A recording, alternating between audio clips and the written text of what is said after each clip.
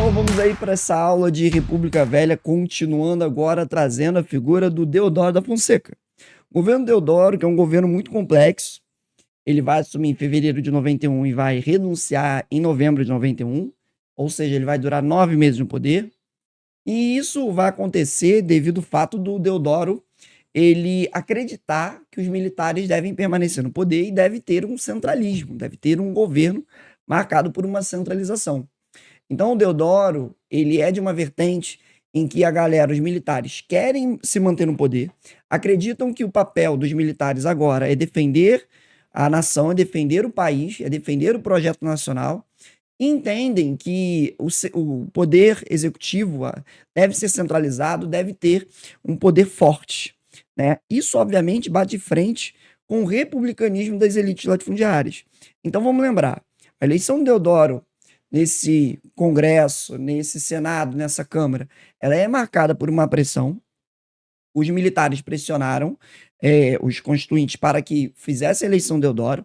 Eu lembrei aí a vocês, vamos lembrar que o Prudente era o cara que estava vindo de frente, o Prudente Moraes era o cara que tinha maior perspectiva para ganhar, um cara que representava os interesses civis, e aí devido a essa pressão dos militares, o Deodoro vence, e o Deodoro vence representando esse centralismo do poder. Entretanto, eu tenho uma elite latifundiária dominando o Congresso. Então isso vai ser um problema, né? O Deodoro vai sofrer oposição séria de São Paulo, do Partido Republicano Paulista, de Minas Gerais. Então o Deodoro ele vai sofrer muito para governar de fato, né? Porque afinal eu tenho a oposição forte da elite latifundiária. Ah, você ganhou a presidência, mas o Congresso, o Senado, a Câmara dos Deputados é nosso. Então isso vai gerar várias dores de cabeça. Então vamos lá. Primeiro, Deodoro, ele foi o cara, foi durante o governo provisório que foi elaborado a política fracassada do Rui Barbosa de emissão de moeda, que gerou o caos do encilhamento. E aí, essa política fracassada do encilhamento, do Rui Barbosa, o Deodoro vai ficar com essa conta nas costas dele. Muitos políticos vão acusar o Deodoro de ter sido incompetente, e com isso essa política acabou aprofundando as mazelas sociais no Brasil. Aí o Deodoro pensa assim, vou trazer um cara diferente para substituir o Rui Barbosa. Quem ele coloca? O Barão de Lucena. O Barão de Lucena ele é um monarquista, então ele vai ser muito mal visto nessa nomeação. Deodoro vai ser colocado em xeque. Pô, tu tá trazendo um monarquista, tem a charge do Barão de Lucena em cima da Constituição com uma coroazinha. Barão de Lucena vai ser muito mal visto. E aí o Deodoro vai ser criticado. Uma outra coisa que vai ser pior ainda é o fato do Barão de Lucena articular com o Deodoro uma tentativa de ampliar o poder executivo, de tentar se aproximar de algo como poder moderador. E aí, quando o Congresso e os militares ficam sabendo disso, eles se incomodam. Falam, caraca, como assim? O Deodoro ele quer mais poder? E aí a gente entende, a gente compreende que o Deodoro ele viveu a vida dele sendo um oficialato, mandando uma hierarquia. Então, é importante pensar que ele não quer negociar. Ele não quer fazer uma negociação. Eu falo isso nas minhas aulas. Ele não tem tato político. Floriano vai ter, mas Deodoro não tem. Então, o Deodoro ele quer mandar. E aí o Deodoro ele apresenta esse projeto, perde. O Congresso, em resposta, cria a lei de responsabilidade, dizendo que todas as medidas do Deodoro devem passar por um crivo do Senado e da Câmara dos Deputados, ou seja, tudo que ele fizer vai ter que ser avaliado. Aí ele perde a noção. Por quê? Porque a partir dessa ação em que ele não tem governabilidade, em que ele percebe que não vai ter condição mais de se manter, ele faz um golpe no dia 3 de novembro de 1891. Decreta estado de sítio, fecha a Câmara dos Deputados, fecha o Senado, sob a argumentação de que Senado, Câmara dos Deputados, Congresso em geral, não querem deixá-lo governar, são contra o país. Inclusive, ele vai ser responsável por ordenar a prisão de políticos, opositores, censura à imprensa. Então, o Deodoro ele sempre vai articular uma visão de que o Congresso é inimigo do povo, da realidade brasileira. Daí até charge do Ângelo Agostini, sinalizando o fechamento dessas duas casas, né? Tanto a Câmara Alta, o Senado, quanto a Câmara Baixa, a Câmara dos Deputados. Então, o Deodoro aqui está num processo de quê? De concentração de poder. Só que essa concentração de poder vai ser mal vista.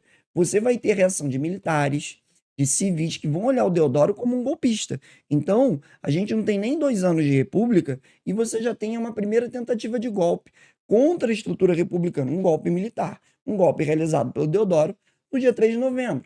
O mês de novembro vai ser marcado por essa tensão, para saber se ele fica, se ele consolida poder ou se ele cai. E aí, nesse meio tempo, eu vou ter políticos que vão conseguir fugir da prisão, como tá aí na foto, né, na pintura, o Campos Salles, o Bernardino de Campos e a figura do Prudente Moraes que vai ser o primeiro presidente civil. Então você vai ter uma galera que vai conseguir escapar. Você vai ter estados que vão apoiar o Deodoro, né, estados que vão dizer que o Deodoro tá certo, que o Deodoro tem que concentrar poder sim, porque os militares têm que salvar o país e tudo mais. Governadores que foram indicados em um período provisório, governadores que eram alinhados ao Deodoro. O próprio Deodoro vai escrever um manifesto à nação dizendo que o Congresso ele é inimigo do Poder Executivo, então ele deve ser controlado, que o Poder Executivo deve sim estar acima dos demais. Então Deodoro ele vai perder a estribeira, né? E aí, ao longo de novembro, eu vou ter a oposição de Minas, Pernambuco, São Paulo, Rio Grande do Sul. O Rio Grande do Sul que inclusive vai organizar tropas, vai começar a armar os seus soldados, as suas forças públicas estaduais para poder enfrentar o Deodoro. Tem até alguns autores que falam que as raízes da Revolução Federalista aí, de uma galera que, ó, a gente é contra o Deodoro. Então, é entender que o Deodoro ele vai ter oposição, que ele não é consenso nesse golpe, que inclusive o Floriano, que era vice dele, vai dizer que o Deodoro está fazendo besteira. E no dia 22 de novembro, eu vou ter inclusive uma greve dos trabalhadores da Central do Brasil contra esse golpe do Deodoro. Então, olha que loucura esse governo Deodoro que mal começou, 9 meses de governo, você tem uma tentativa de golpe militar.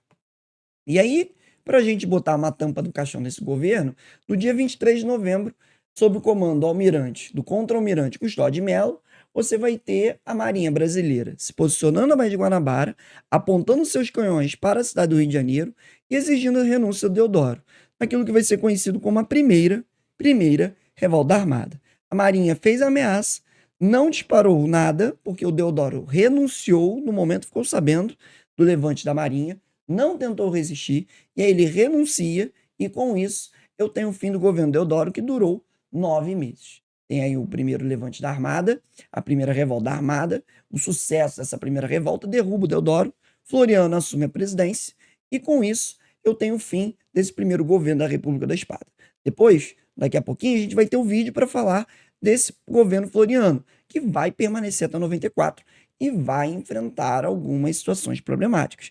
Não à toa, ele é chamado de quê? De Marechal de Ferro. Beleza? Então, esse é o ponto final do Deodoro. Deodoro sai da vida pública, já vai morrer em breve porque já tinha uma idade avançada, né? Então, ele vai ficar mais alguns anos aí e falece. E aí, daqui a pouco, próximo vídeo, governo Floriano pra gente tratar e acabar com essa República da Espada. Beleza? É isso. Um abraço. Tamo junto.